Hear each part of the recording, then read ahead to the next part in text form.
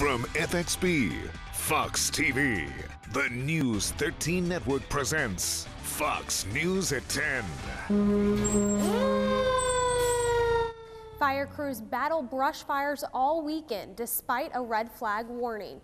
Good evening, everyone. Thanks so much for being with us. I'm Amy Vetrano in for Wendy Redmond. Tonight's Hot Fox 5 begins with a battle to save homes. When you have high winds and low humidities, you have rapid fire growth. Horry County Fire battled more than 30 fires in just 3 days, including one that threatened 15 homes. The high fire danger at least has in part because of the dry weather we've seen recently. I'll let you know how dry it has been and if any of the moisture heading our way is going to help. They need to come up with another way. I think it'd be good. North Carolina transportation officials continue to look for driver input on charging tolls on I-95. Both sides give us their reasoning. Tomorrow's a busy day for flower shops and bakeries, but have you thought about taking your Valentine for a ride? Well, we've got some last-minute Valentine's Day gift ideas for you. Whitney Houston danced her last dance Thursday. The pop star died suddenly Saturday in LA. What friends are saying about her last hours alive. And that's tonight's Hot Fox 5. The wind and lack of rain keep the risk of brush fires around here high. That risk was evident this weekend as firefighters stayed busy. In fact, 6 different agencies battled this fire yesterday in Horry County between 17 Bypass and Palmetto Glen Drive. Plus, firefighters battled a series of fires that burned about 50 acres in Georgetown County this weekend as well. Horry County Fire Rescue tells us it responded to 36 brush fires in the past 3 days alone. Our entire part of South Carolina remains under a red flag warning. Mason Snyder explains why fire officials say nothing should be burnt right now in tonight's top story. Oh.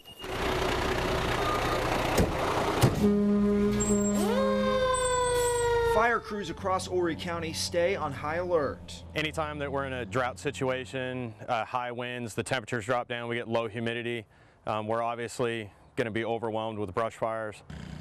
And the dry and windy weather made things difficult for firefighters to contain certain places over the weekend. Sunday afternoon, this fire broke out along Palmetto Point in Myrtle Beach. Firefighters battled the side closest to the 15 homes that were threatened. But it seemed almost instantly the wind flared up sparks on the opposite end and crews repositioned. All of your fuels right now are dead, like your grass is dead. Those kind of fuels are what's helping it get away from people's burn piles and go into the woods.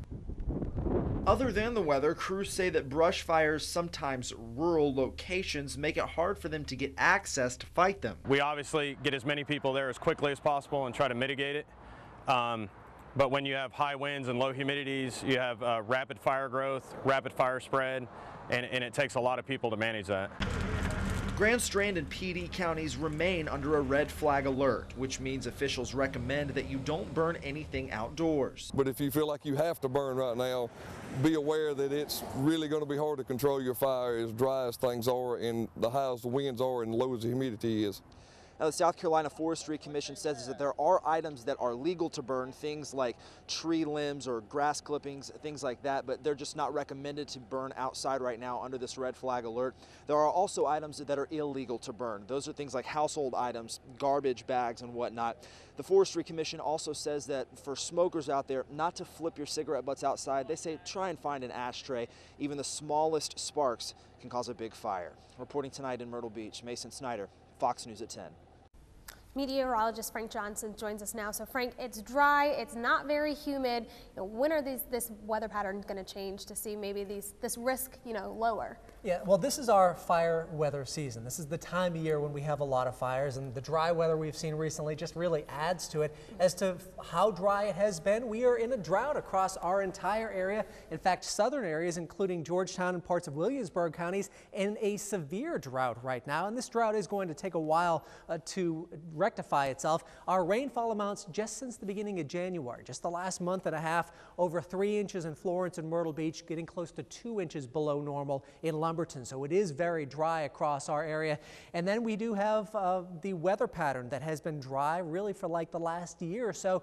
That's going to continue at least through spring. We're probably not going to see above normal rainfall until we get towards summertime. So the next several months, it looks like it will be dry, and this risk for fire is going to continue at least until we get to spring or early summer. Amy?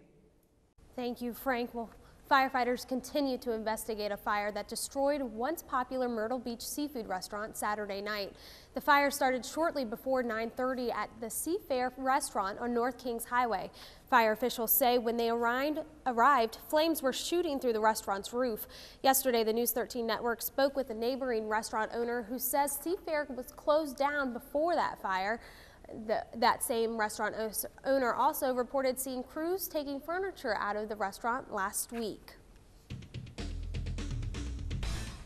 Horry County Police searched for a second suspect after a deadly shooting last week in Longs.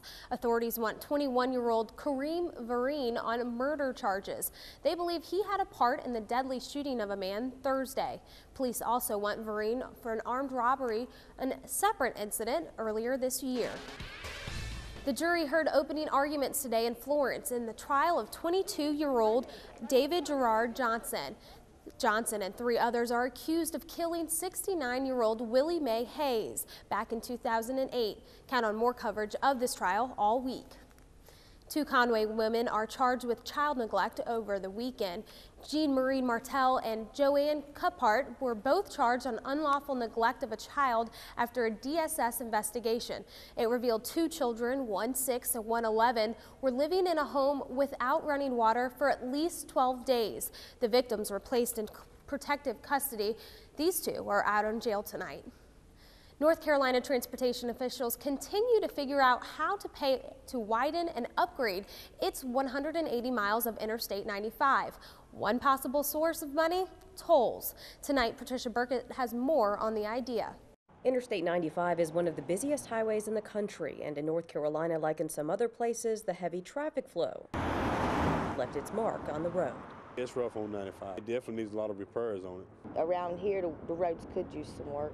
And those rough and often congested conditions are exactly what's behind a proposal by North Carolina transportation officials that would use tolls in the next 7 years to fund nearly $4.5 billion in widening and construction on 95.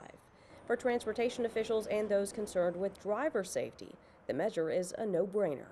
I-95 is one of the most heavily traveled corridors in North Carolina, and the bulk of that traffic is truly out of state. Widening that road will lead to eventually to be a safer road, and from AAA's perspective, that's the most important thing, is to make sure that our drivers are safe. While tolls would be nothing new to some folks, the reaction's mixed among North Carolina residents who would have to pay to drive on 95.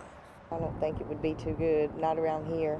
The cost of living's already high enough. They need to come up with another way, another plan besides pay tolls. I go through Virginia, you have to pay. I've been to Buffalo, New York, toll bridge up there, you have to pay. Taking the money, redoing the highways with it, I think it'd be good. While the possibility of tolls is years down the road, as well as any possibility of widening or repairs, North Carolina's highway experts say they couldn't come soon enough. We need the roads to be safer and therefore improved, and the money's got to come from somewhere. So, using the tolls as a funding source is one of our best options. Reporting for Fox News at 10, I'm Patricia Burkett. The North Carolina DOT holds a series of public meetings about I-95 construction and the toll proposals. We have a list of when those are on our Facebook page, WFXB Fox News at 10. Several hair salons teamed up today to support wounded veterans. For a suggested donation of $20, clients could get a new cut and style while helping out a good cause. The money raised from the day-long event at Chauveau Hair Salon in Myrtle Beach goes to the Patriots Hunt organization. Hunt provides outdoor experiences for wounded warriors. We want them just to know that we appreciate everything they have done for us, for our country and protecting us, and just hopefully help them get back to a normal life. Maggie said people were lined up this morning and they've had some great response from the community. The event wrapped up around 6 o'clock. Ocean Bay Middle School participated in Aeropostale's charity drive called Teens for Jeans. Students collected more than 1,200 pairs of jeans for those in need. The charity drive was a joint project between several classes at Ocean Bay Middle.